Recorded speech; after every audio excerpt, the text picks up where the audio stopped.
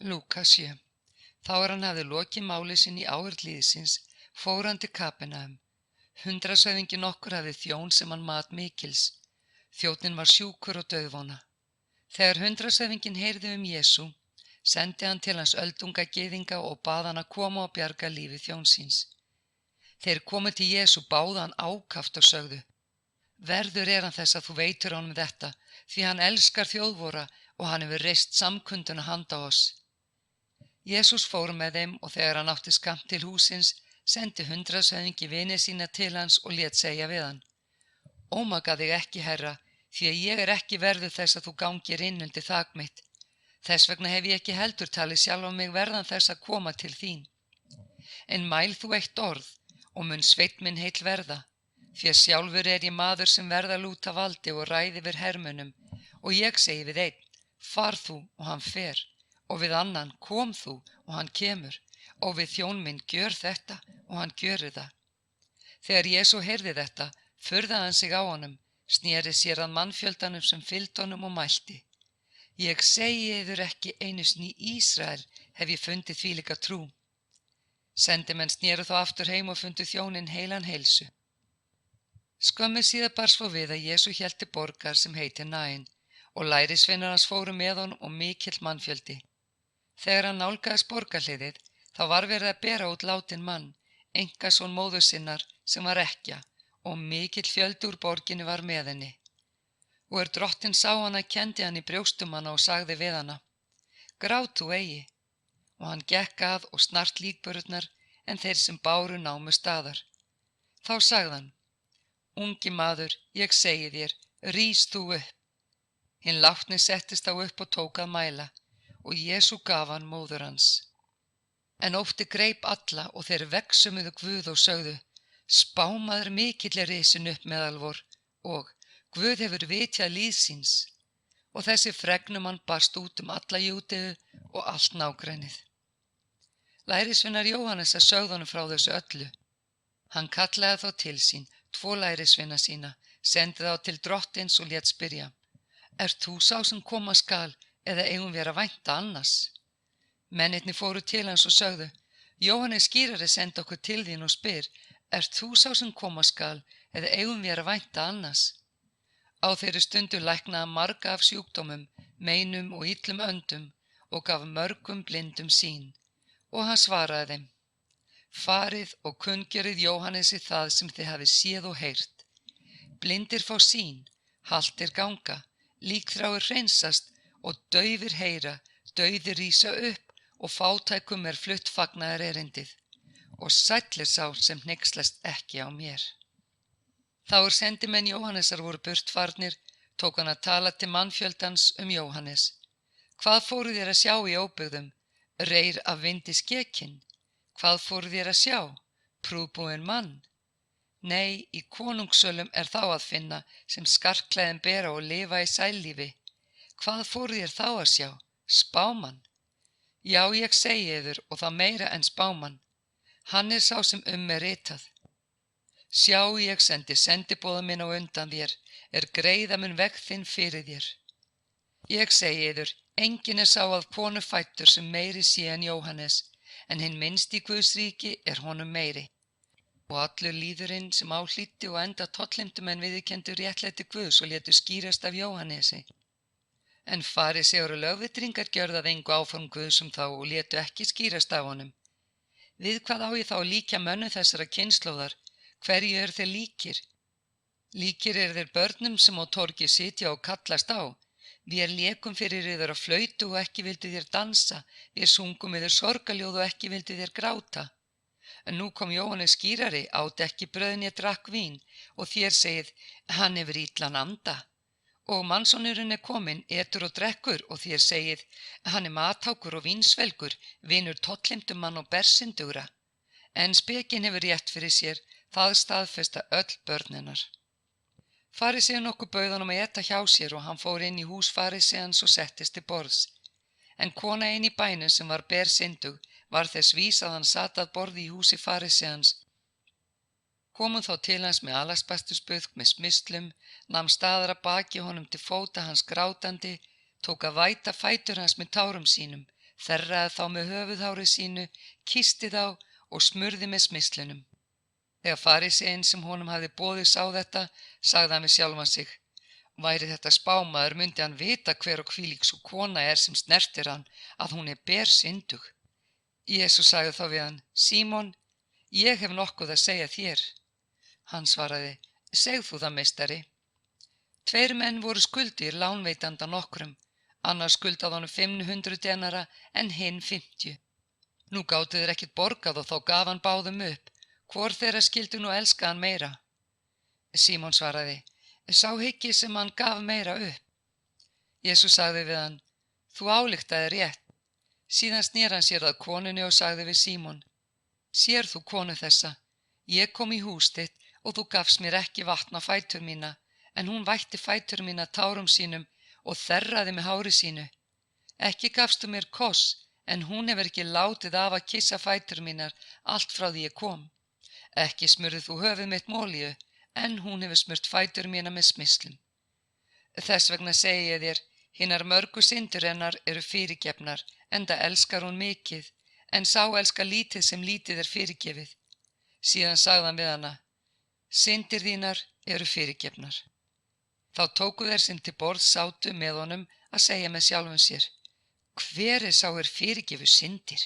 En hann sagði við konuna: trú þín hefur frelsað þig, far þú í friði.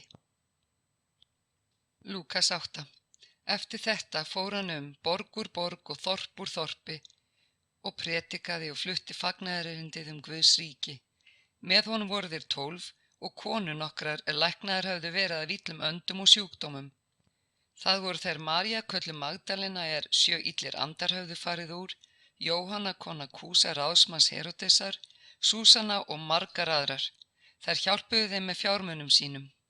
Nú var mikill fjöldi saman kominn og menn komu til hans úr hverri borg af annarri.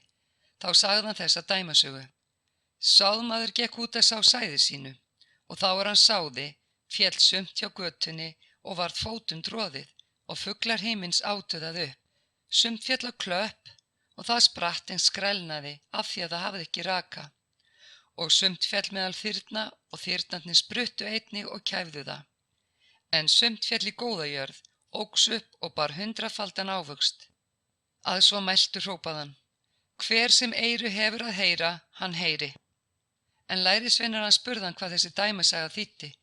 Hann sagði: yður er gefið að þekkja leyndardóma Guðs ríkis, hinir fá þá í dæmisögum, að sjáandi sjáu þeir ekki og heyrandi skilji þeir ekki. En dæmisagan þýðir þetta: sæðið er Guðs orð, það er fjall hjá götunni, merkir þá sem heyra orðið, en síðan kemur djöfullinn og tekur það burt úr hjarta þeirra til þess að þeir trúi ekki og verði hólpnir. Það er fjall á klöppina, merkir þá sem taka orðinu með fögnuði, þeir heyra það en hafa enga rótfestu. Þeir trúa stund en falla frá á reynslu tíma. Það er fjall meðal þyrna, merkir þá heyra en kafna síðan undir áhyggjum, auðæfum og nautnum lífsins og bera ekki þroskaðan ávöxt. En það er fjall í góða jörð, merkir þá sem heyra orðið og geyma það í göfugu góðu hjarta og bera ávöxt með stöðuglindi. Enginn kveikir ljós og byrgir það með keri eða setur undir bekk, heldur láta menn á ljósastiku að þeir sem inni koma sjái ljósið. Því að ekkert er hulið sem eigi verður opinbert, né leynt að eigi verða kunnugt og komi í ljós. Gæti því að hvernig þér heyrið, því að þeim sem hefur mun gefið verða og frá þeim sem eigi hefur mun tekið verða, jafnvel það sem hann ætlar sig hafa. Móðir hans og bræður komu til hans en gátu ekki náð fundi hans vegna mannfjöldans. Var honum sagt: móðir þín og bræður standa úti og vilja finna þig. En hann svaraði þeim: móðir mín og bræður eru þeir sem heyra Guðs orð og breyta eftir því. Dag einn fór hann út í bát og lærisveinar hans. Hann sagði við þá: förum yfir vatnið, og þeir létu frá landi. En sem þeir sigldu sofnaði hann. Þá skall stormhrina á vatnið svo nær fyllti bátinn og voru þeir hætt komnir. Þeir fóru þá til hans, vöktu hann og sögðu: meistari, meistari, við förumst. En hann vaknaði og hastaði á vindinn og öldurótið og slotaði þegar og gerði logn. Og hann sagði við þá: hvar er trú yðar? En þeir urðu hræddir og undruðust og sögðu hver við annan: Hver er þessi? Hann skipar bæði vindum og vatni og hvort tveggja hlýður honum. Þeir tóku land í byggði Gerasenar sem gegnt Galíleu. Hann sté á land kom á móti honum maður nokkur úr borginni sem haldinn var illum öndum. Langan tíma hafði hann ekki farið í föt, né dvalist í húsi, heldur í gröfunum. Þegar hann sá Jesú, æpti hann, féll frammi fyrir honum og hrópaði hárri röddu: Hvað vilt þú mér, Jesús, sonur Guðs hins hæsta? Ég bið þig, hvel þú mig eigi. Því hann hafði boðið óhreina andanum að fara út af manninum. En margsinnis hafði hann gripið hann og hafði menn fjötrað hann á höndum og fótum og haft í gæslu, en hann hafði slitið böndin og illi andinn hrakið hann út í óbyggðir. Jesús spurði hann: Hvað heitir þú? En hann sagði: Hersing, því að margir illir andar höfðu farið í hann, og þeir báðu Jesú að skipa sér ekki að fara í undirdjúpið. En þar var stór svínahjörð á beit í fjallinu og þeir báðu hann að leyfa sér að fara í þau og hann leyfði þeim það. Illu andarnir fóru þá úr manninum og í svínin og hjörðin ruddist fram á hamrinum í vatnið og drukknaði. En hirðarnir sáu hvað orðið var, flýðu þeir og sögðu tíðindin í borginni og sveitinni. Menn fóru þá að sjá hvað gjörst hafði, komu til Jesú og fundu manninn sem illu andarnir hafði farið úr, sitja klæddan og heilvita við fætur Jesú. Og þeir urðu hræddir. Sjónavottar sögðu þeim frá hvernig sá sem haldinn var illum öndum hafði orðið heill. Allt fólk í héruðin Gerseneab bað hann þó að fara burt frá sér, því menn voru slegnir miklum ótta. Og hann sté í bátinn og sneri aftur. Maðurinn sem illu andarnir hafði farið úr bað hann að mega vera með honum, en Jesú lét hann fara og mælti: Far aftur heim til þín og segð þú frá hve mikið Guð hefur gert fyrir þig. Hann fór og kunngjörði alla borgina hve mikið Jesús hafði fyrir hann gjört. En Jesús kom aftur, fagnaði mannfjöldinn honum, því allir væntu hans. Þá kom þar maður Jaríus að nafni forstöðumaður samkundunar. Hann féll til fóta Jesú og bað hann að koma heim til sín, því hann átti eingadóttur 12 ára að aldri og hún lá fyrir dauðanum. Þegar Jesú var á leiðinni þrengdi mannfjöldinn að honum. Þar var kona sem hafði haft blóðlát í 12 ár. Hún hafði leitað lækna og varið til alegu sinni, en enginn getað læknað hana. Hún kom að baki honum og snart fald klæða hans og jafnskjótt stöðvaðist blóðlát hennar. Jesús sagði: Hver var það sem snart mig? En allir synjuðu fyrir það, sagði Pétur: Meistari, mannfjöldinn treðst að þér og þrýstir á. En Jesús sagði: Einhver snart mig, því ég fann að kraftur fór út frá mér. En konan sá að hún fékk eigi dulist, kom hún skjálfandi, féll til fóta honum og skýrði frá því áheyrn alls liðsins hvers vegna hún snart hann og hvern hún hafði jafnskjótt læknast. Hann sagði þá við hana: Dóttir, trú þín hefur bjargað þér, far þú í friði. Meðan hann var að segja þetta kemur maður heima frá samkomdustjóranum og segir: Dóttiðin er látin, ómuga þú ekki meistarann lengur.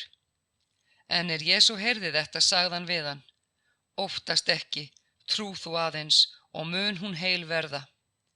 Þegar hann kom að húsinu, leyfði hann engum að fara inn með sér nema Pétri, Jóhannesi og Jakobi og föður stúlkunnar og móður. Og allir grétu og syrðu hana. Hann sagði: Grátið ekki, hún er ekki dáin, hún sefur. En þeir hlógu að honum, þar þeir vissu að hún var dáin. Hann tók þá hönd hennar og kallaði: Stúlka, rís upp. Og andi hennar kom aftur og hún reis þegar upp, en hann bauð að gefa henni að eta. Foreldrar hennar urðu frá sér numdir, en hann bauð þeim að segja engum frá þessum atburði.